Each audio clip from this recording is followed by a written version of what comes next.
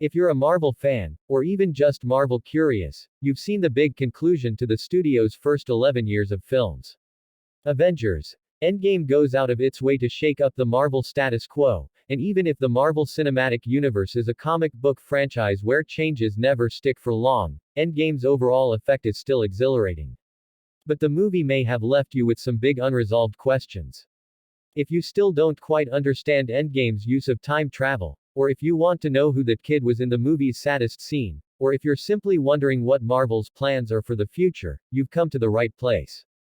Here's our take on 9 questions you might still have about Avengers Endgame after watching it. And if you haven't seen the movie yet, needless to say, the ending takes place in 2023. The 5 years later time jump is another 5 years after 2018, when the majority of the film is set, and the film explicitly says that 2014 was 9 years ago. The Avengers, having traveled through time to collect all 6 Infinity Stones from before Thanos destroyed them, made a special glove containing all 6 stones and put it on Hulk.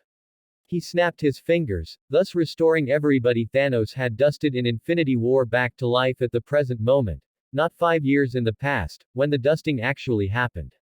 A Thanos from 2014 traveled forward to 2023, with the help of 2014 Nebula, who took the place of 2023 Nebula, then blew up Avengers HQ.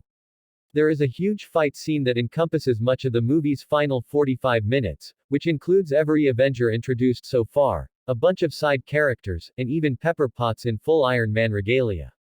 It's really cool and fan service why we get to see Captain America wield Thor's hammer and all kinds of fun things. That fight scene includes a massive game of keep away involving the glove containing the Infinity Stones, which is held but not worn by nearly every character of note. Thanos finally gets hold of it but is prevented by Captain Marvel from snapping his fingers to completely unmake all of existence. Tony Stark tricks Thanos by taking not the new Infinity Gauntlet, but the Infinity Stones themselves, which slide into slots on his armor. He snaps his fingers and erases Thanos and his army, but Tony dies in the process. There are several more big moments after that. Seriously, the biggest complaint about this movie might end up being how long it takes to wrap up its business, and we eventually learn that Captain America has effectively left the franchise by heading into the past to live a long, happy life with his love Peggy Carter. It's a big, warm, happy bow on the entire story. The second apocalypse is when everybody comes back 5 years later.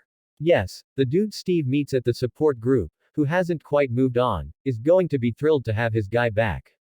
But plenty of people will have remarried or entered into new serious relationships. They'll have coped with the grief over losing a child or a parent. And suddenly, there will be somebody back in their lives, someone they literally thought had ceased to exist. Most likely. During the press tour for Infinity War in 2018, Chris Evans had said that he, Robert Downey Jr., and Chris Hemsworth were more or less done after Endgame. Myself, Downey, Hemsworth, we all kind of started roughly at the same time, and I think we all, through Endgame, kind of wrap it up, Evans told Good Morning America. Tony Stark's death, then, isn't just a way to conclude his story, it's also a fitting exit for Downey, at least contractually. But there's something in Marvel's comic books that could maybe be a way for him to come back should he want to. At the end of the Marvel comic book event known as Civil War II, Stark is badly hurt. But then we find out he created an AI of himself, with his consciousness and his vast knowledge and intelligence, in case his body stopped working.